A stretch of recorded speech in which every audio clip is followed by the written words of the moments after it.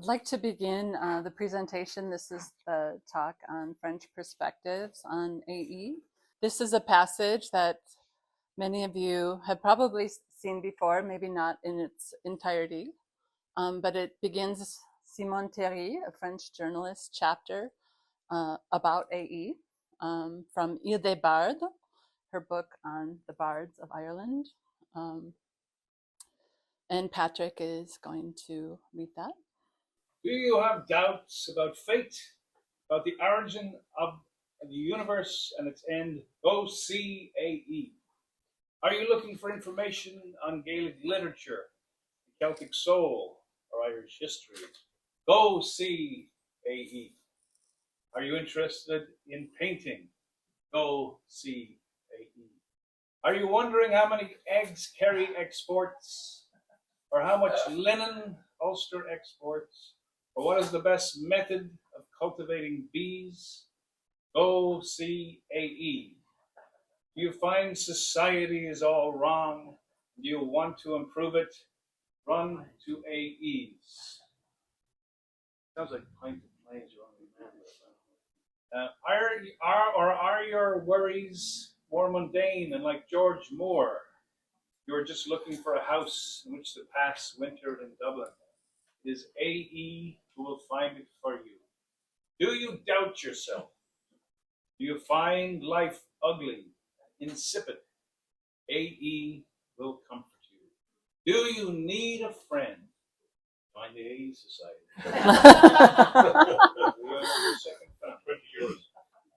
20 euros, Charlie. 10 euros on old age. Do you need a friend? AE is always there. Thank you. So as you can see, the French writers have a daunting task to try to capture all the essence of AE. The title of my talk, A Gentle Touch here, French Writers on AE, Opening Doors. So in a letter to his friend, the English writer Clifford Bax in 1905, AE states that all thought, all states of mind correspond to opening or closing of a door that leads to the divine world. He goes on to say, wouldn't we make fun of someone who approaches a door and only looks at it and admires it and forgets its purpose? Only looks and does not enter. So let's enter. Now the first writer that, I'll give a little bit of intro first and then we'll talk about Patrice. So today we'll focus on French writers who wrote about AE, the man and his work. These writers entered the doors opened by AE and were compelled to reopen them for others.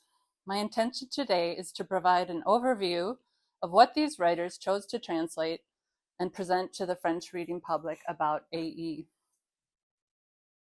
Why the French speaking public? I am a French teacher in the United States, and I recently spent a year on sabbatical doing Celtic studies. And I'm interested in the Franco-Irish connections and the collaborative spirit that exists between France and Ireland. And it's also interesting to gain other perspectives as to what is presented about AE. And I discovered some readings that I may not have discovered otherwise. So Patrice Repousseau, he's a French writer who's translated over 50 books into English and French. After a transformative spiritual experience while he was in his 40s, Patrice discovered the French version of the Candle of Vision at the home of his friends in Switzerland.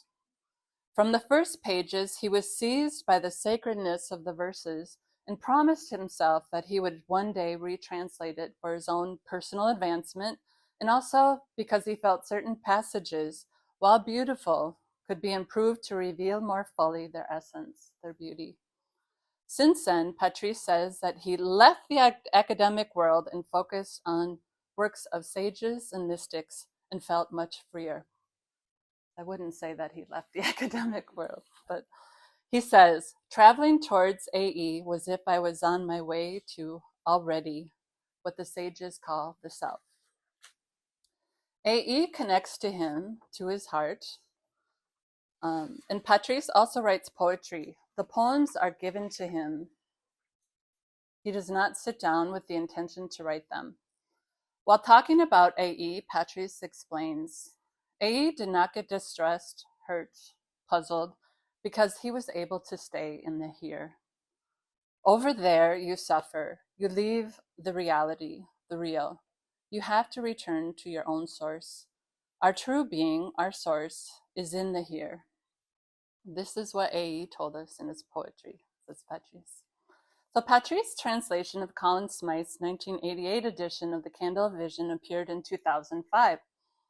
His translations include the annotations by the Ayers, and it also includes Georges Bataille's 11-page critique of Léon Gabriel Gros' original critique of the first translation in 1952.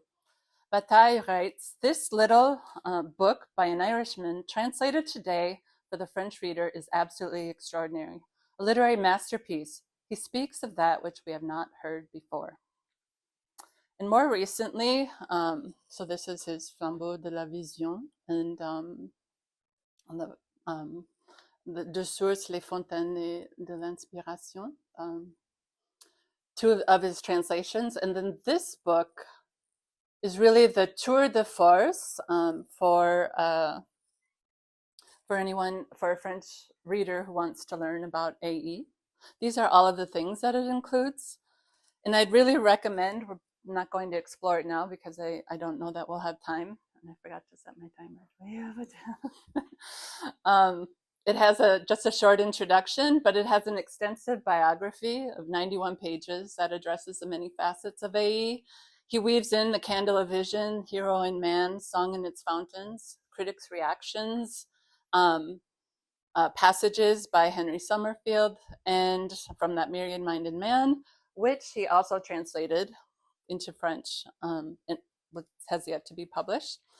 He has accounts from family and friends. The citation by Paul Brunton, a good friend of A.E.'s, on practice with a capital P, which would be a daily life that's full of concentrated conscience. He has 25 pages of images and post in the annex. It's quite extensive. He has a posthumous homage from Price and from Patrick Bowen, so his instructor and his successor in the Hermetic Society. The Hero and Man, an interview with the American Walter Evans Wentz, who came to study Celtic mythology and folklore, and poems from his collected poems, a series of articles, tickets and essays that appeared in the Statesman, some particularly revelatory letters, which you're curious about that. I do have the book with me with that long list. You might wonder the size of it, but this is the book. The website does a nice job of including a lot of the passages if you are able to read French, but I would encourage you to explore the site because it has a lot of pictures of his paintings and people who influenced Patrice and A.E. So the poem In a Strange City, which we'll talk about later, and Simone Thierry's tongue-in-cheek interview of A.E. at Plunkett House that clearly illustrates their mutual fondness, insights, and their wit.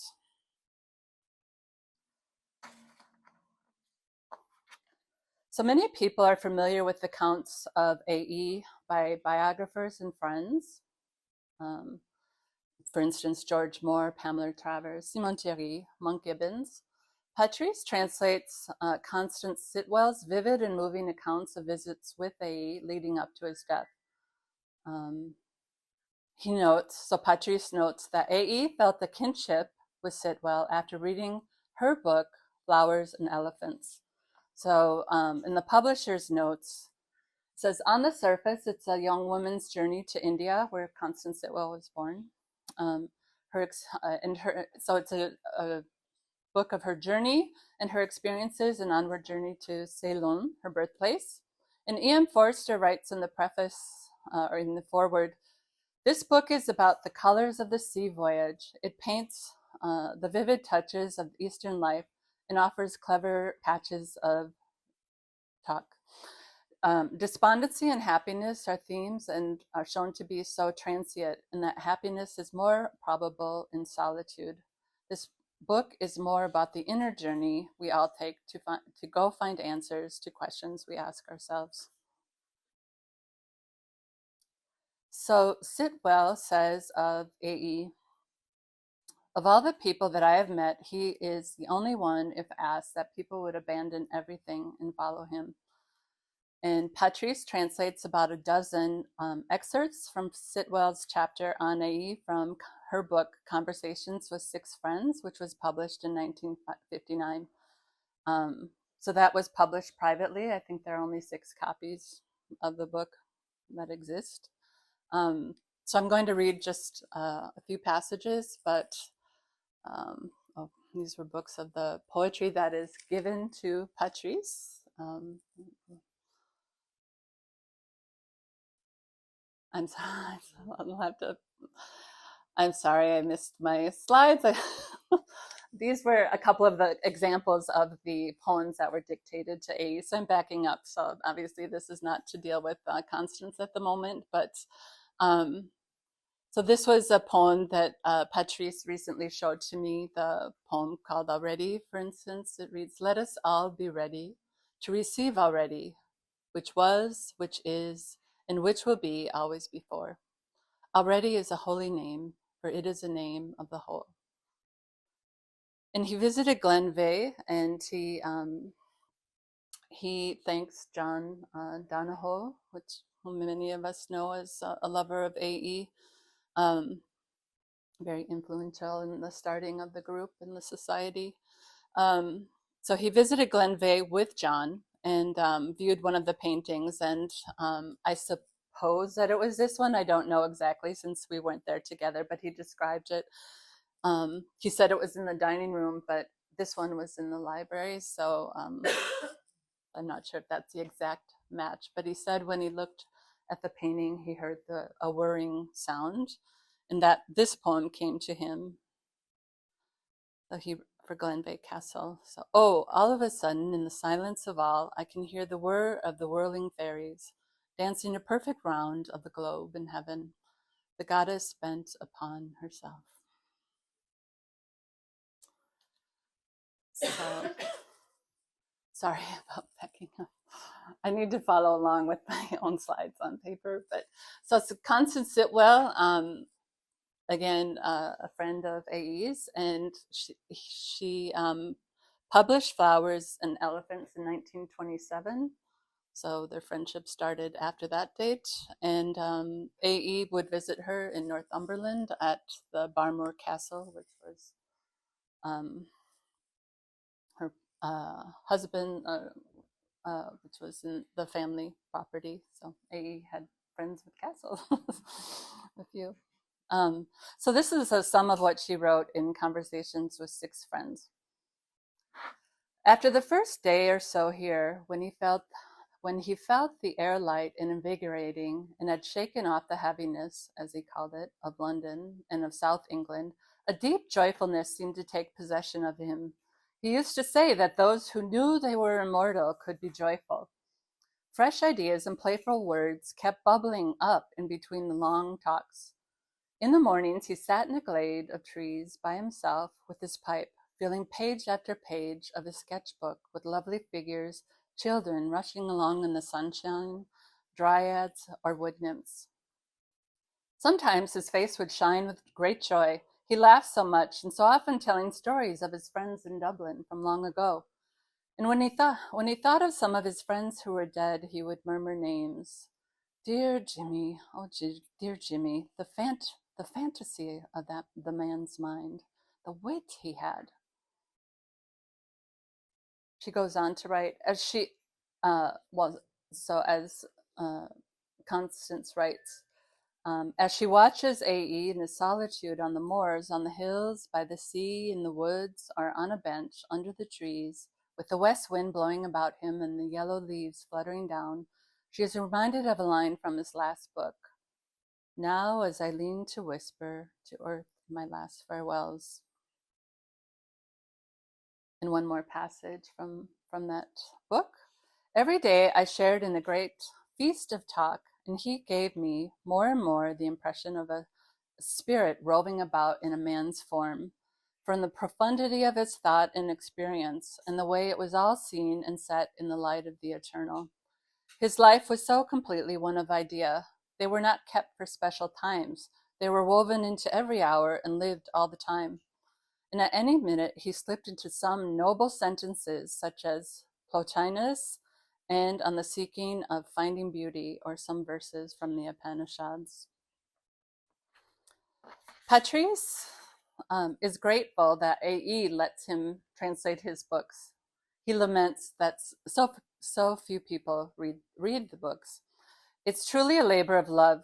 It's a grace to serve, he says.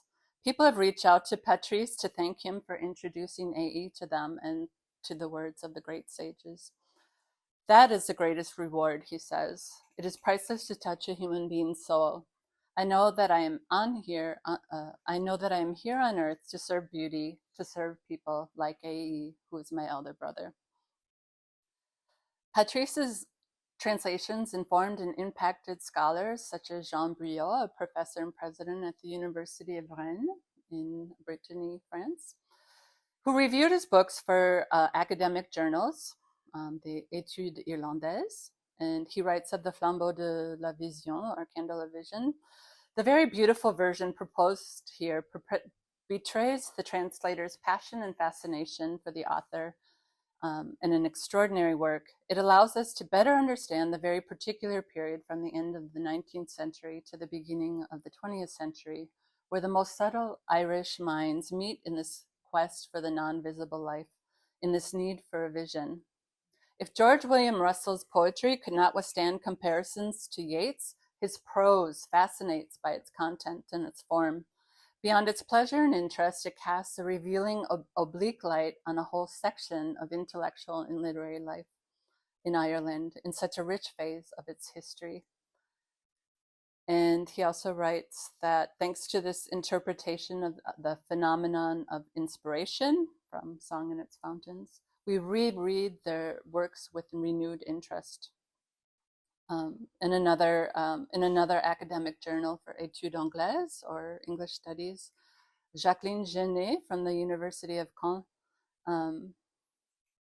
writes that the translation of Song and Its Fountains presents a text of poems that remain one of the greatest representations of the Irish literary renaissance. Russell's poetry and prose were translated with great care and delightful discoveries. So the second writer that I'd like to highlight, is Marie-France de Palacio.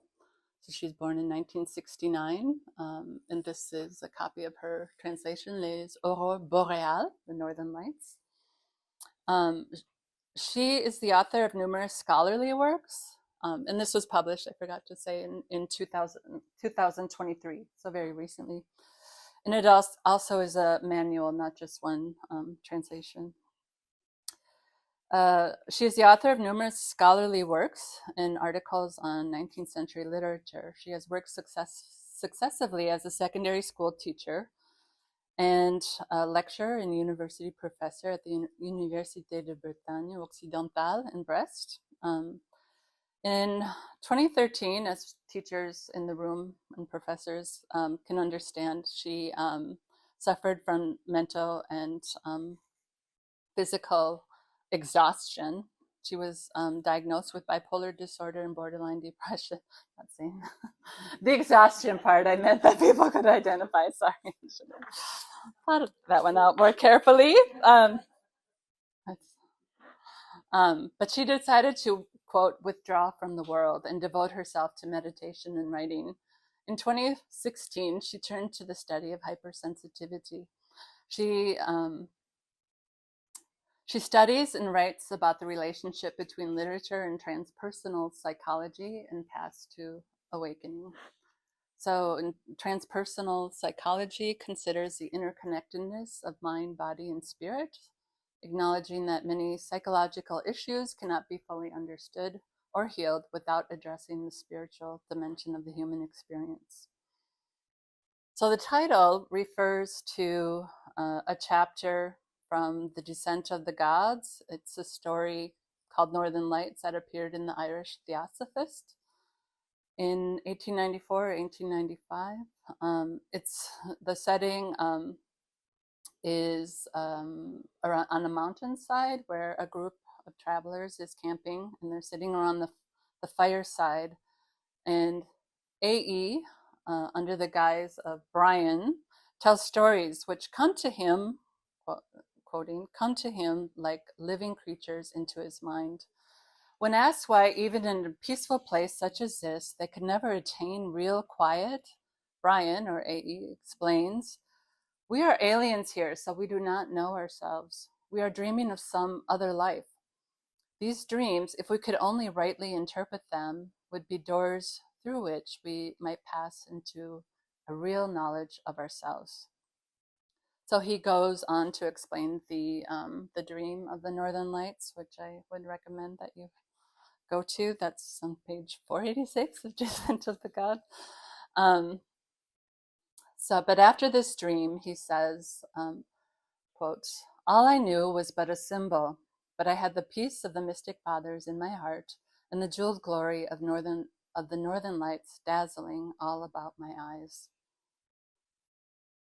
In the introduction, de Palacio professes a desire to give the reader who does not know about A.E. a picture of A.E.'s visionary talent by giving his prose, from the first to the last, the place that they deserve. The candle of vision and song of its fountains are omitted because, as she states, Repuso, or Patrice, is a Russell specialist, has already richly annotated and given a rigorous presentation of the man and his work. But she notes that A.E. was an early feminist and contributed to the founding of the United Irish Women and supported the women's right to vote. So it's not by chance that he had many female friends and correspondents. Like Patrice, the Palacio talks or includes passages of letters to his childhood friend Carrie Ray, and the influence of Mabel Collins' Light on the Path and Helen Blavatsky's The Secret Doctrine, the influence that they had on A.E. So an interesting inclusion in the Palacio's work is a selection from Catherine Tynan's book, 25 Years Reminiscence. So I'll read the first passage and then Patrick, I'll have you come up and give another. So this is she's pulling from her journal from December 1887. And she writes, W.B. Yeats brought a boy, George Russell, with him. In 87, he would have been 20. So brought a boy with him, fond of mysticism and extraordinarily interesting. Another, William Blake. George Russell was very boyish when I first saw him, shy, gentle, incapable of the lightest form of insincerity, a most lovable creature as he is today. He is of the world, but unworldly. The world stain has never touched him. Without religion, yet profoundly religious. The peace of God which passeth understanding lies all about him now as it did then. He was brought up in the narrowest tenets of Irish evangelicalism. I remember when his family was sorely distressed by his association with Willie Yeats, leaving behind him the narrow and ugly creed to which he was born. He has adopted no other form of Christian religion. He finds gods in the earth and in the air. Rather, I would say he finds God, capital G. And his life unconsciously has cast incense on all the altars of the unknown God. And I'll put up the other quote. I have known in my time some few undoubted geniuses, three certainly in literature, William Butler Yeats, Francis Thompson, and George Russell, which I believe I have added a fourth in James Stephens. In none of these have I found the beauty of genius as I find it in George Russell. His flame has always burnt upward clearly. There is no room in him for any of the small meannesses of humanity. There is something strangely benign about him. He keeps his image of God undistorted, undefaced, as few of us have kept it. When I am struck cold, remembering that such a one, something uniquely precious of God's making, is no longer of this world, I turn to think upon George Russell, that untroublesome genius. I am glad that in all probability he will survive me. For of him, more than anyone else I have ever known, I would say, we shall never look on his like again. So these longer passages are not by French people, but French writers have shown them. They're not I would not have discovered these passages had I not looked at the two books. Going back to de Palacio, she writes that according to Russell, literature has a role to play. If it were nourished by thought, it could provide its utility by furnishing a symbolic and aesthetic form. Behind the pleasure of the word is the elevation of the souls. And on the importance of words, A.E. explains that Yeats believes that poetry is derived by the conscious mind. But A.E. says, how could he choose his words so perfectly if there did not exist in him a perfection that guides his choices? And going back to Catherine Tynan, she describes his murals, so a little bit about painting here in connection to what he says about words. So he painted the walls and the ceilings of the Theosophical Society rooms with his wonderful angels and fairies, his mystical dreams and fancies. And she talks about how you can go to see him in his office at Plunkett House. But these are the murals at Ely Place, as Jimmy pointed out. They're not visible to see at the murals from Plunkett House. But de Palacio talks about how A.E. goes to work but surrounds himself with the heavens. So he has that attachment to the earth in his work, but is constantly reminded of the heavens. Again, she writes, if you go to see him today at Plunkett House, Marion Square, where is his business life, you will find yourself surrounded by angels. He told me the other day that he destroyed all his pictures, that it did not satisfy him, just as he sells them for a wholly inadequate price because he would keep them within reach of the poor man who is minded to give himself a luxury, while he would think it dishonest to change the price for a rich man. That's cool. But she notes that he considers his paintings as representations of what he saw when he closed his eyes. In 1911, at a painting exhibit in Dublin, he defined his religion as based on memory communicated by the gift of clairvoyance and a desire to give form to his vision through paintings. Yeats recalled how, while they studied painting together, Russell would not always paint the model in front of him because he had other images before his eyes. A desired putting his pen and paintbrush to the service of a mystic ideal which for him had no complexity or abstraction. And so I'll just read one quick critique of de Palacio's work. And I think French reviewers, when they are talking about these books, they feel the need to describe who A.E. is or was, and so I chose the critic who seemed to have the clearest picture of A.E., and his name was Mark Wetzel, an essayist and a professor of philosophy who writes chronicles and homages for La Cause Littéraire and Traversée.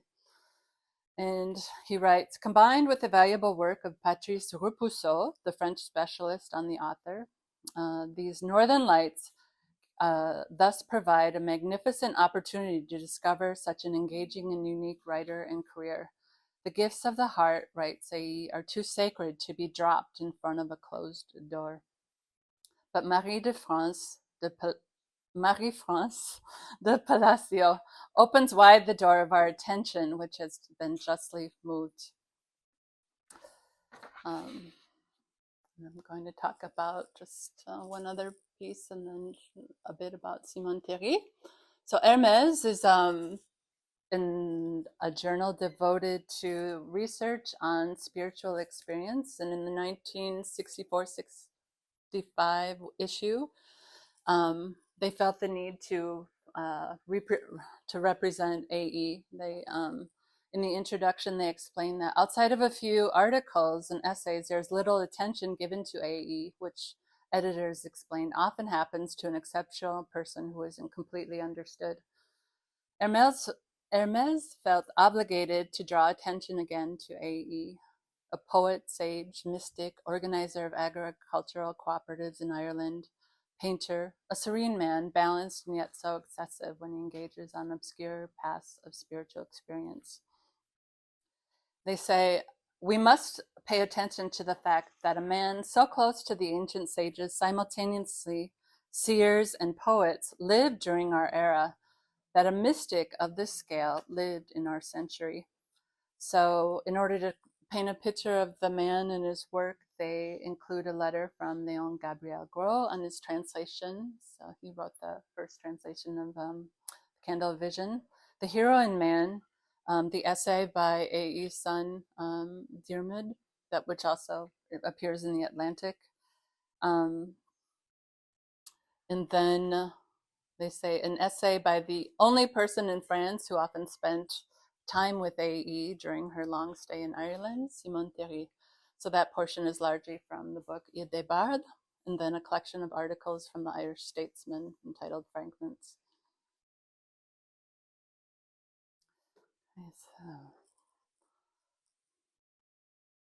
So Simone Terry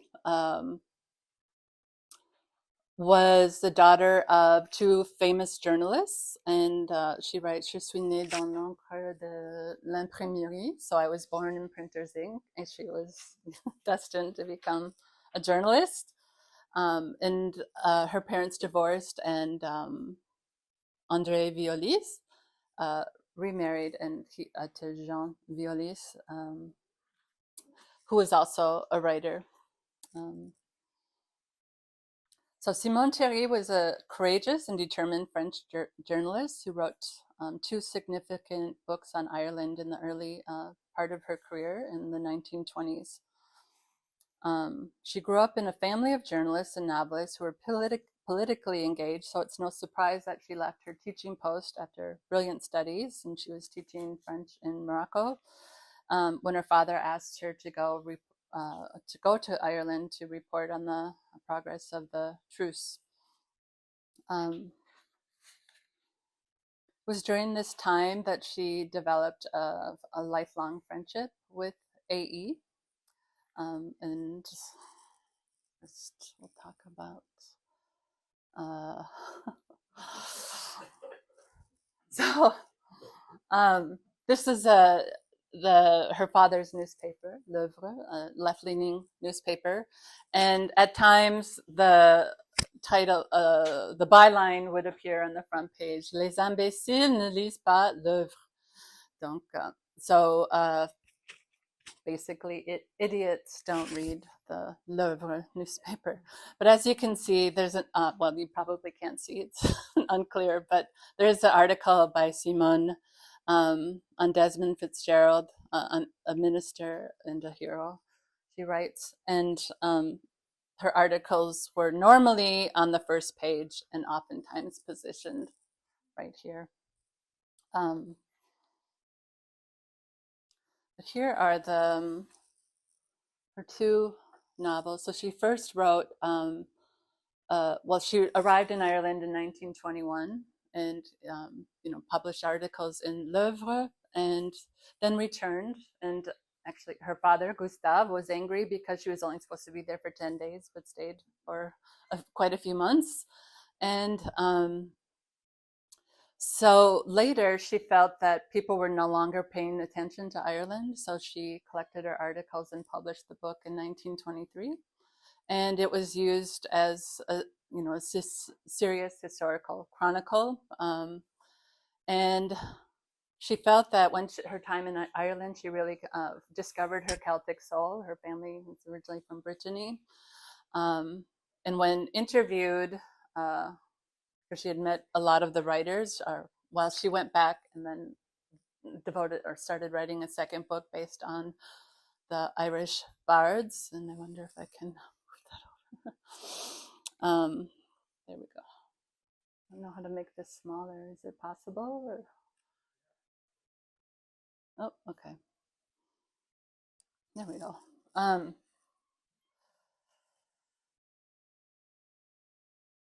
So she started composing the book Il des Bards, and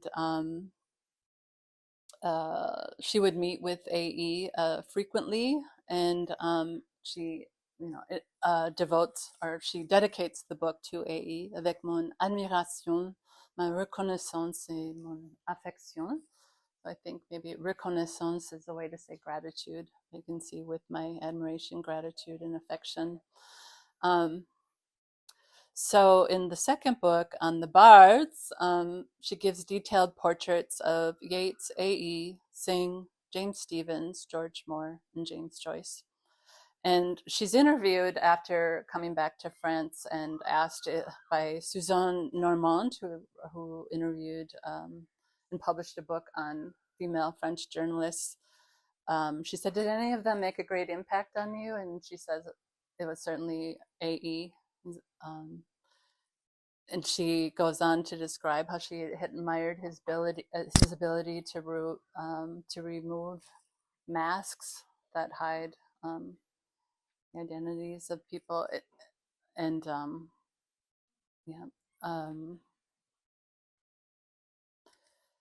and I also want to point out that she was the first French female journalist to go to Ireland, and I mentioned that first points.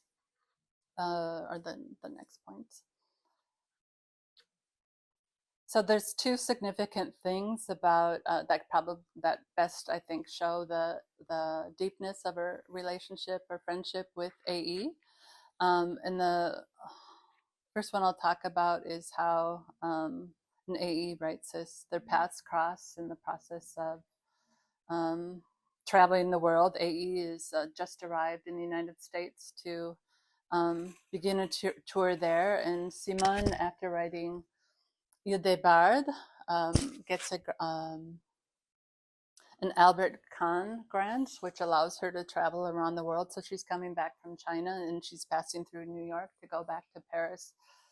And so it's in New York that they meet one another. And he said, this is AE's letter in 1928, 29, excuse me, from the letter. So he writes, when I was in New York, our paths crossed for a day. She was going back to Paris from China, and I was beginning my American trip. We were so delighted at meeting in that big, strange city that we took a motor car and drove around the park for hours, holding each other's hands. I expect I know her from the beginning of the world. We made friends so quickly, in spite of nearly 40 years between our ages. And Patrick, if you could read that poem. So this is In a Strange City, the poem inspired by Simone Thierry. AE's poem. In a strange city. Below the monstrous pagodas builded of blackness and light, whose topmost fires danced with the shining Oreads of night. Traffic raced like beast after maddened and blazing beast, in a face that had fluttered there afar from the fabulous east. Beside me glimmered, lovely, kind, familiar, you.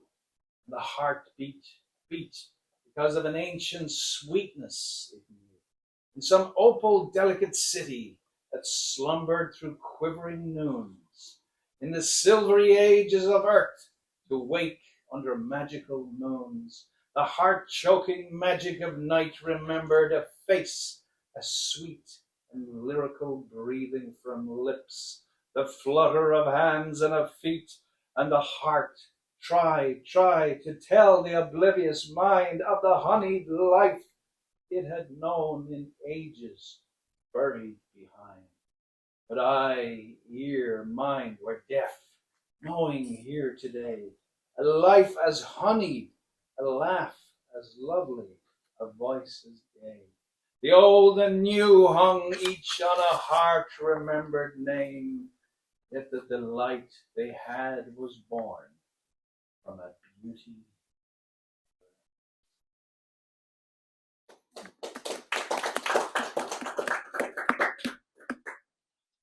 So a poem that reflects his certainty that he and Simone had loved each other in past lives. Although when writing the first book, Simone was quite young, so she would have been 24. She was able to secure very important interviews with political figures such as De Valera, Arthur Griffith, Michael Collins, members of Sinn Féin. And travel journalism was somewhat new, and Terry committed herself to giving on-the-spot, realistic, and empathetic reports from locations throughout Ireland. Marilyn Gaddis Rose notes that En Irlande, which she refers to as Ireland Eyewitness, shows the evolution of mood of the Irish, as well as Terry's evolution as an Irish sympathizer, whose uncritical, girlish enthusiasm changes into discriminating support. Terry does not write about Irish politics after En Irlande, however, her experiences in Ireland, and her relationship with AE, according to Rose, established the direction of her career. She would break from her father and seek out anti-capitalist trouble spots where guerrilla warfare allowed her to defend herself with bluff and charm and a canny appeal to chivalry. One of the first to recognize Nazism, she threatened a hunger strike, and she later said that this was an idea given to her by Irish patriots. So she threatened a hunger strike if Le Journal would not print her expose. In 1935, she began her lifelong affiliation with the French Communist Party and its daily paper, L'Humanité. Terry's insightful and candid writing, still unpublished in English and mostly out of print in French, illuminated the humanity to the Irish, to the French reading public. She felt that the Irish were misunderstood and caricatured in the French press. She reminded French readers that French and Irish histories were more alike than different. She went on to say that the French should look to the Irish to rediscover the Celtic soul that the French had lost. And just going to read a little bit of her work. We saw images of the house earlier, but you have to imagine perhaps just at night. We'll just attend for a few moments an at home, which Thierry takes us to. So she will literally open the door for us to the at homes, or AE will, when she takes us there. So this is from her chapter on Ile des Barnes. It is a Sunday evening, and after dinner we are going to see AE. The frantic tram abandons us in obscurity, and its yellow glow quickly disappears with a horrible noise. We are in Rathgar, one of Dublin's suburbs. With careful steps, we sink into the shadows. Dublin is not the city of lights. We wander through deserted streets between the small, identical brick houses covered in climbing vines, preceded by a small, well-maintained garden. The windows make pretty soft lighting like in villages. Let us open the gate, cross the yard. There are still a dozen steep, high steps to go. At the rap of the door, a dog barks inside the house. Soon, AE himself comes to open the door. In the semi-dark of the hallway, we can only distinguish his tall, vigorous silhouette and his outstretched hand. He leads us through a small studio whose walls are covered top to bottom in unframed paintings. There are a great number of canvases lying in disorder on the floor. A ray of light filters through the curtain, and behind it we hear voices. We are here in the place where AE for 20 years has spread his wisdom. One would think they were in the studio of a student, a bohemian. Around a wood fire, some friends are having a conversation, without outbursts, without the desire to shine. Seated on the sofa near the fireplace, the head leaning, Mrs. Russell listens, attentive and sweet. There is some light on her face, a little melancholy and dreaminess in her eyes. Sometimes a flash of mischievousness comes to animate her serious goodness. Here there are writers, artists, professors, journalists, scholars, and sometimes they talk in pairs, but most often the conversation is general and the room is small enough that it is not necessary to raise one's voice. It looks like it's a family reunion around the fireplace. A.E. is the father. He's most often seated in a high wooden easy chair in the middle of the circle, but he is also very often on a chair in the corner. He is not on a throne. He does not impose himself. He doesn't speak more than the others. He encourages the most shy to give their opinion.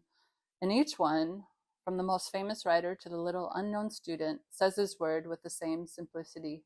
A.E. listens to them all with the same lively interest, as if there was no one from whom he did not have something to learn. And she goes on to say, who would have the nerve to lie to A.E. facing this clairvoyant curiosity? What good would it do, since A.E. has seen the thoughts in the souls before one has expressed them?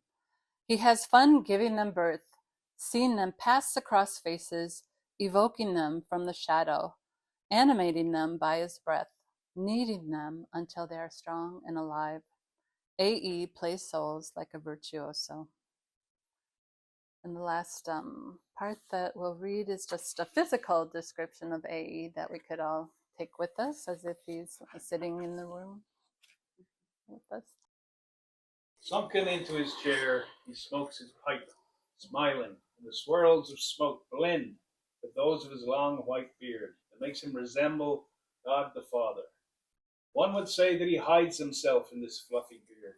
It has invaded all that it could of his face, and the clearing of his forehead where it could not reach is threatened by the exuberance of rebellious hair that A.E. pushes back as soon as the conversation gets animated. His hair, supple and vibrant, surges with wild locks that never could bend to any discipline.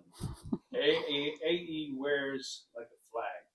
The traits of his face are concealed by so much vegetation that they are the most expressive in the world. Under the mustache, one makes out the smile. But all the life is gathered in his eyes of tender gray blue, luminous, pacified, the blue of the sky after the rain. When he leans towards a speaker, to listen or to speak to him, his eyes, with an acute gentleness, penetrate him to the very depths. I would like to conclude that these French writers clearly saw the spiritual genius of A.E. and felt compelled to open the door of our attention to A.E. and give him the reverence he would not seek out but so greatly deserved. I only highlighted a few references. It might have seemed longer in the audience, but I feel like I've only scratched the surface and really only focused more so on the literary side. But let us hope that more doors open to A.E., and rather than stop and admire, people will enter. Thank you.